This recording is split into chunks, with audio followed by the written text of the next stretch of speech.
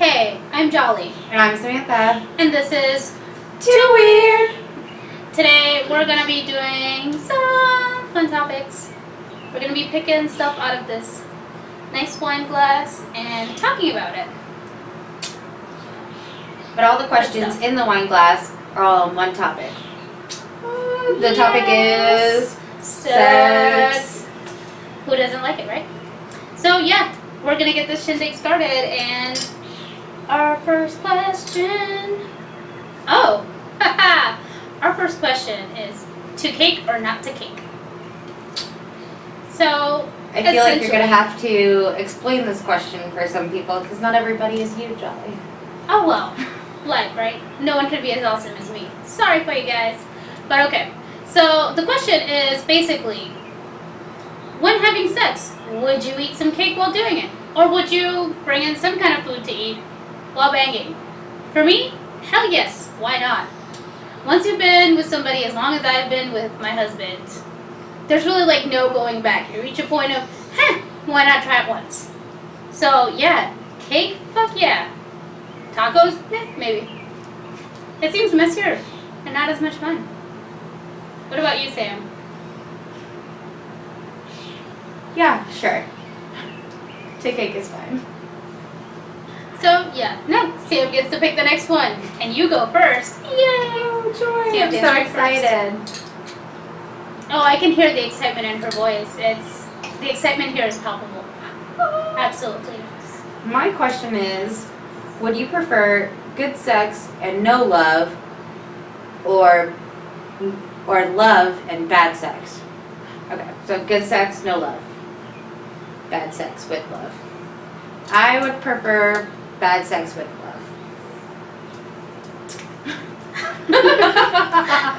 She's super nice. I'm kind of the other way around because honestly, even though I think love is awesome, I think there's a lot of different levels of love, but sex is something that's either gonna work with you or not, I feel like. So, I feel like that would be one of the main components of a relationship for me. It is now. I feel like... So even though you love someone, your love changes and it matures, and essentially even if you start out loveless, you can fall in love or start to like someone. Whereas if the sex is bad and it doesn't improve, you're kind of stuck with it. And I feel like... it makes me sad inside. Practice makes perfect. It'll work out in the end. She's an optimist.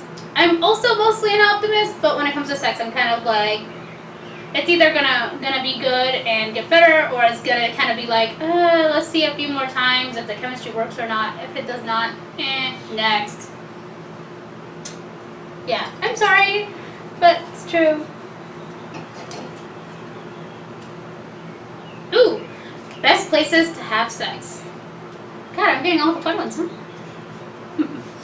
Okay, so I think, I guess you can name top 3 places. Number 1, a waterbed.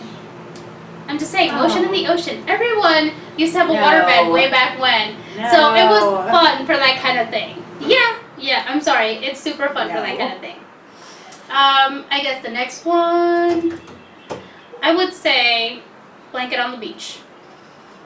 It's nice. Again, but if you do it without like blankets or anything, it's gonna be sand up your ass. Yeah, you get sand. No matter if you have a blanket or not. No, that's like blanket or a sand tent. beaching. No, Blanket or a tent. I'm sorry, but that's what it is. If you're sunbathing on the beach, you're still getting sand up there on your towel. And I guess the third place that I would say is like fun to have fun in. I would say outside of the bedroom, by the way, because we're not even including bedrooms. I'm going to just say, okay, Sam's looking at me like she's about to snap her shit. I'm going to say the woods, though. Sam's dying. I think the woods are fun. Why? Because there's always that element of, we might get caught. All these places, part of the excitement is you might get caught. And also I feel like it's partly not just the idea of you might get caught that makes it exciting, but also the concept of it being so far away from the norm. I mean, for me, I'm kind of like, I've done it in my house, obviously. I've had sex all over my house because it's my fucking house. Why not? But when you go and take it somewhere else, it becomes more exciting because of how exotic it feels. Even though it's not somewhere exotic and awesome, it's exotic enough. I mean, goddamn, exotic for this place. Hashtag Missouri. Your turn, Sam. Best places to have sex. And go. No, your answers threw me off. I can't. I can't. Sam wishes we had wine for this, but we only have the one glass full of topics. I don't do nature. I'm okay. Like, yes, I agree. Like, the thrill of maybe being caught, like, taking it outside the home. Yes, I'm on board with that. In a car. That can be fun. If done right. Yeah. Okay. Next question. Do you think a bad boy is better than a nerd? Not necessarily. I think a nerd can be both, though. Yeah.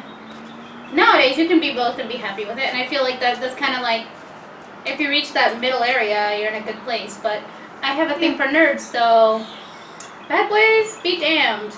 Bring on the nerds. I'm equal opportunity. Go. All right. Okay. Next question.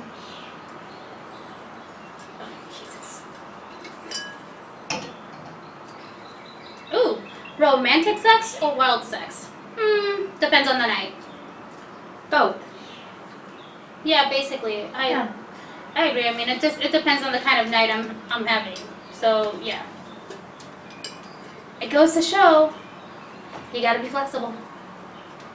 I think this one says it all. FWB ... friends with benefits. It's not my scene. Been there, done that. That's pretty much where I'm at this point. I've been there, I've done that. We're like differing into the like spectrum. If you're wanting the in between, we don't really have that. The in between probably lives somewhere downstairs, right? I'm just saying, somewhere in this building. We seem like we're on total opposites, but if you've ever played Never Have I Ever with us, some of you that are watching, I know you have. You'll if know not, that check out our video. Our stacks are both pretty high, so. True story. But yes, as far as friends with benefits, if you get to do it and you can both come to some kind of agreement and you understand that it's that kind of relationship, that it's not supposed to progress further than what it is, without both of you being on the same exact page the entire time, then I think it can work. I feel like we've fallen into some sort of weird social trend where friends with benefits is now people's idea of a relationship. You don't date, court, stuff like that, like old school anymore. I feel like you start, you have coffee, it's automatically boom.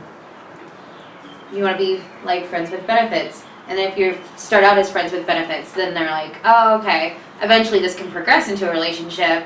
Whereas most people don't actually go through the motions of an actual relationship anymore. Well, I feel like friends with benefits is like the new standard kind of starter relationship. I think you're right. I got them both that I'm talking about.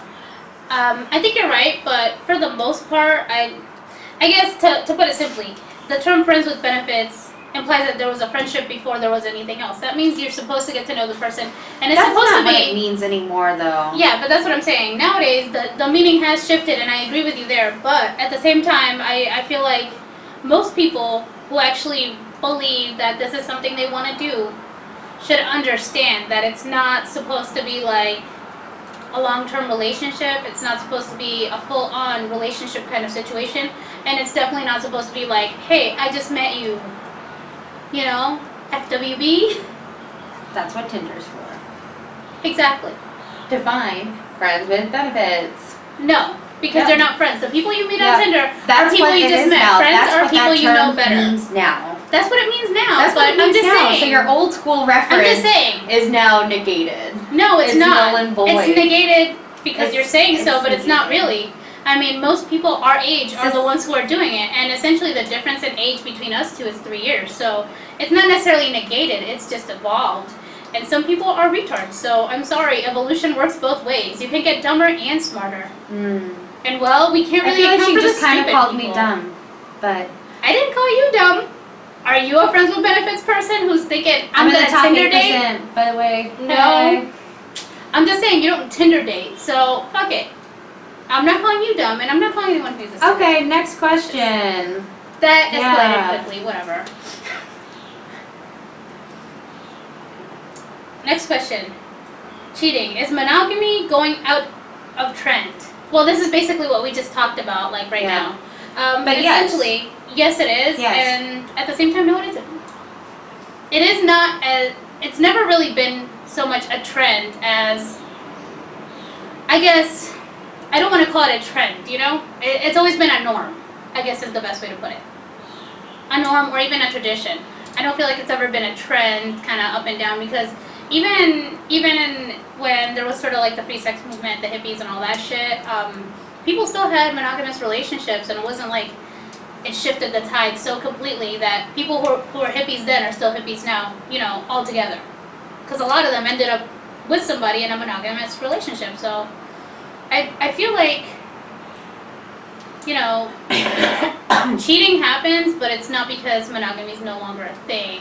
It's just people see the world differently, and cheating isn't the same way it used to be. Kind of like the friends with benefits thing. It's not defined in the same way. You know, like Sam said, people use Tinder to find other people who are like them, and essentially, I think it's the same with this. You know, it's not going out of trend so much as people see it as a stubborn tradition, and they feel like love and sexuality kind of evolves aside from monogamy and everything else, you know? It all kind of comes together at some point, but for a lot of people, I guess that's not now.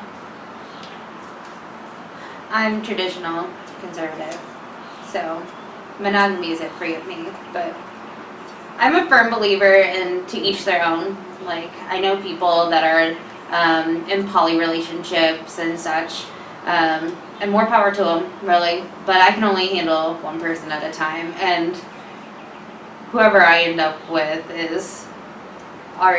will already have their hands full with me, so monogamy's kind of my thing.